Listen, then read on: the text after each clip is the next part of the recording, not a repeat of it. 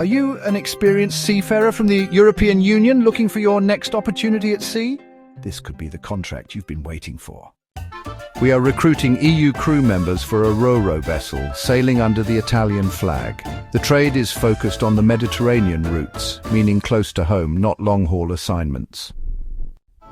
The highlight role we are seeking is electrotechnical officer with a salary of €5,000 per month.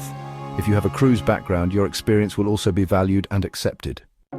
These contracts follow an FOC style, which means no social security is included. However, the opportunity is perfect for EU crew members seeking solid, well-paid work with routes that stay within the Mediterranean region. Base operations are in Spain, Portugal, and nearby EU ports, offering convenience for embarkation and disembarkation. As this is an EU-only opportunity, European language skills are required. Whether you're from Spain, Portugal, Italy, or elsewhere in the EU, your application is welcome. With competitive pay, Mediterranean routes close to home, and the chance to work under the Italian flag, this opportunity is one of the most attractive RoRo openings currently available. If you're ready to take the next step in your career, don't wait. Apply today and secure your contract.